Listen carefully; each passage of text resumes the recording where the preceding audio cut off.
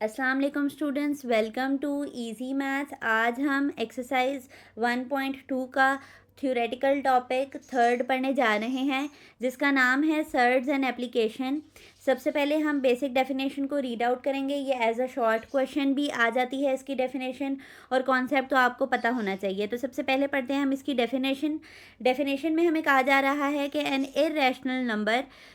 An irrational radical with the rational radicand is called a surd. अब देखें, कुछ बच्चे हैं जिनको ये डेफिनेशन पढ़ के नहीं समझ आएगी, तो हम इसको एग्जांपल से डिस्कस करते हैं ताकि आपको ये कॉन्सेप्ट समझने में आसानी हो कि रैशनल रेडिकेंट क्या होता है और इरेशनल रेडिकल क्या होता है। इन्हीं के कॉम्बिनेशन से हमारे पास सर्ड बन रहा है ना। तो हम पहले एग्जाम्पल्स को डिस्कस करते हैं ताकि आपको डेफिनेशन क्लियर हो।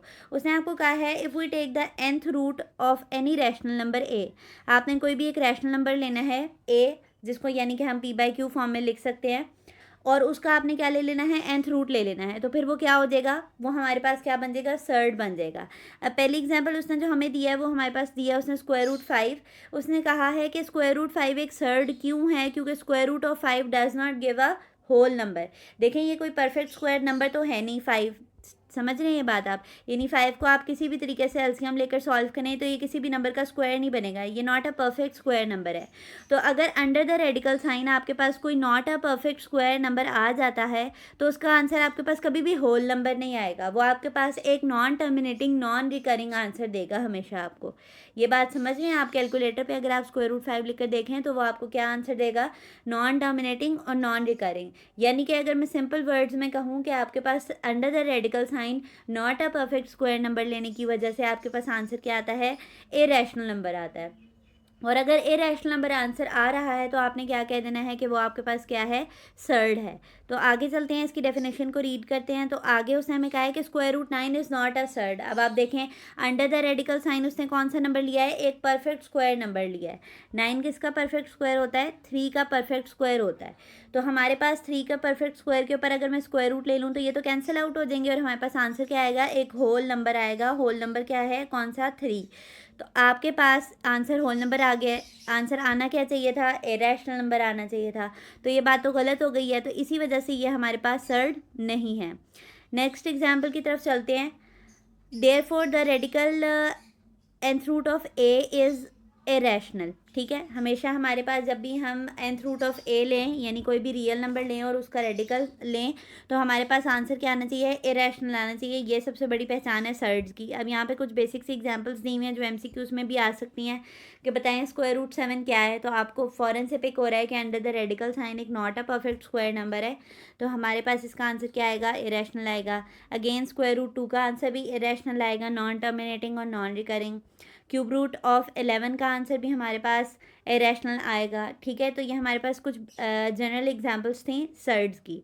अब आगे वो हमें कह रहा है कि √पाई या under the radical sine pi लिख रहे हैं आप, या अंडर द रेडिकल साइन आपके पास आइलर वैल्यू ले लें। यानी कि अगर मैं सिंपल वर्ड्स में कहूँ तो अंडर द रेडिकल साइन अगर आप कोई इरेशनल नंबर ले लें तो आपका आंसर कभी भी इरेशनल नंबर नहीं आएगा।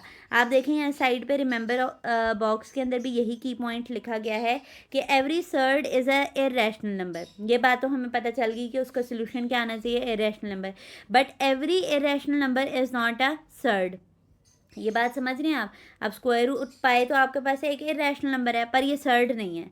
यानी उसने कहा है कि इस स्टेटमेंट का कॉन्ट्रा पॉजिटिव एग्जिस्ट नहीं है करता। ठीक है, यानी ये स्टेटमेंट सीधी तो ट्रू है कि every surd is a irrational number, लेकिन अगर मैं इसका उलट ले लूँ, इसका ऑपोजिट ले लूँ इस स्टेटमेंट का, तो ये वो ट्रू नहीं देगा हमें आंसर। तो ये एक अच्छा की पॉइंट है, ये आप इसको रीड आउट कर लीजिएगा और एज अ कॉन्सेप्ट अपने जहन में भी बिठा लीजिएगा। नेक्स्ट चलते हैं हमें कहा जा रहा है कि जो सर्ड्स हैं उनकी कुछ बेसिक टाइप्स भी होती हैं, तो हम उनको रीड आउट कर लेते हैं। स्टूडेंट्स, जो सर्ड्स की हमारे पास टाइप्स हैं वो हम इंशाल्लाह ताला नेक्स्ट लेक्चर में आपको मैं राइट डाउन करके भी दिखाऊंगी कि उसकी टाइप्स के बारे में क्या कहा जा रहा है, और उस टाइप्स की हम जो बेसिक डेफिनेशंस हैं और जो बेसिक आपके पास एग्जांपल्स हैं वो क्या होती हैं।